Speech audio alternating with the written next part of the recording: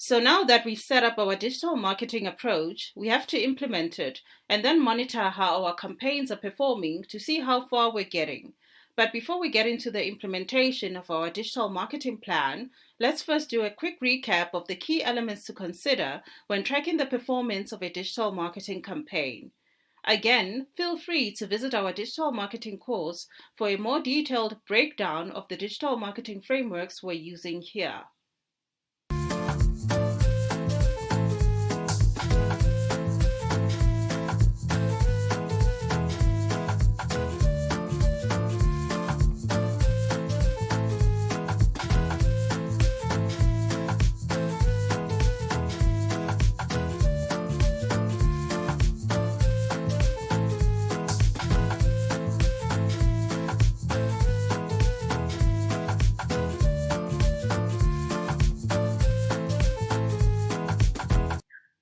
So, the first thing we want to do to get this business model of pooled property investments to market is to attract as many individual and small scale investors as possible to at least take an interest in the platform. Bear in mind that small scale investors doesn't just mean small time institutional property investors.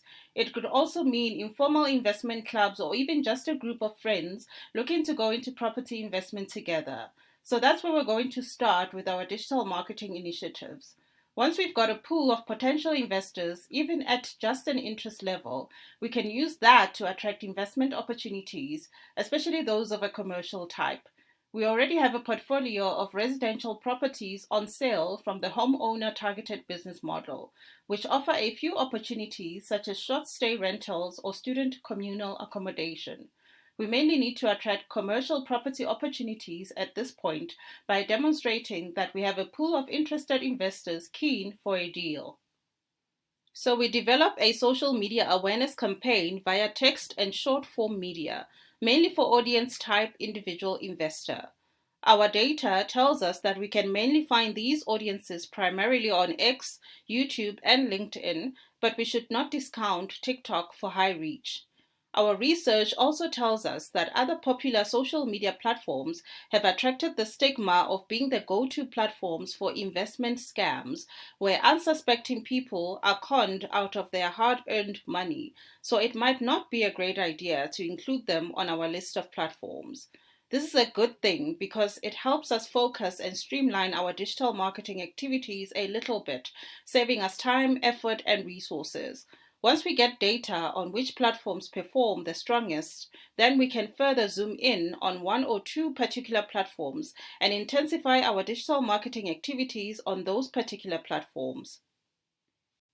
We decide that for text-based content, we're going to use a generative AI platform to generate our copy.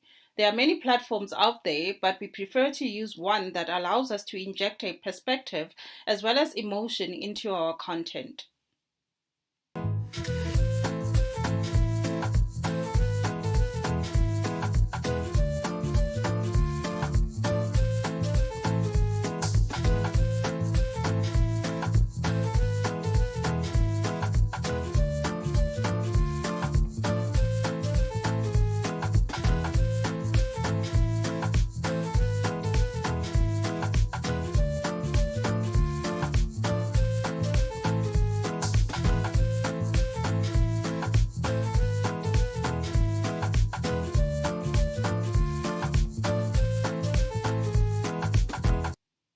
For short and long form video content, we've decided to develop the content from scratch using a popular content development tool. The underlying approach will be psychographics driven storytelling.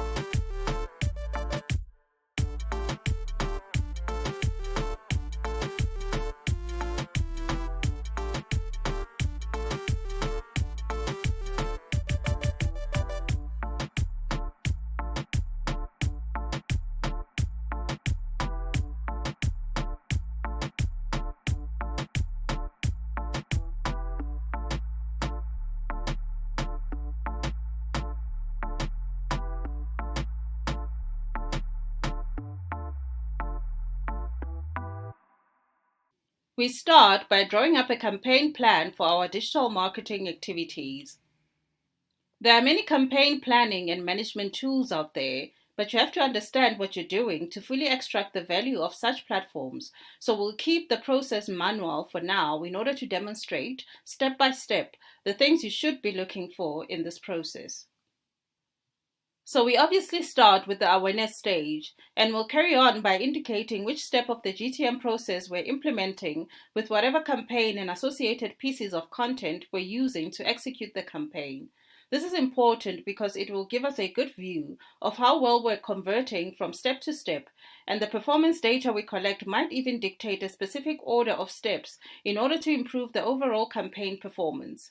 It's important to highlight here that one doesn't have to necessarily strictly follow the steps of the GTM process. It makes more sense to do so at the beginning of a new product, service, or initiative launch. But beyond that, one can get creative about the order of the steps depending on the desired outcome of the campaign, as well as what the performance data is saying. It very well might be that when audiences engage with the product education content, perhaps because the education content is well designed, or it is reaching more audiences because of its thought provoking and engaging content. Perhaps the communicated information about the product or service effectively speaks directly to addressing the burning need potential customers have, and therefore leads to the kind of excitement that leads audiences to be ready to be monetized, i.e., to buy. Then it might be worthwhile to reorder the overall campaign to move directly from education to monetization in order to drive up the performance of the campaign and ultimately drive up sales. Importantly, we have to specify which type of audience we're pursuing. We can use a simple naming convention for our audience types and have a reference dashboard where everyone working on or monitoring the campaign can look up the type and attributes of any given audience type we've chosen to target for our campaign. We want to know which digital marketing avenue we're using for this step of the overall campaign. Because remember, there are many digital marketing avenues, including search engine optimization, search engine monetization, email marketing, social media marketing, and so on. So we have to specify which avenue we're working on for this step of the overall campaign. We have to indicate the actual platforms we're going to run the campaign on, because there are obviously multiple social media platforms, there are multiple search engines, and so on. So we have to make it clear which platforms we're using.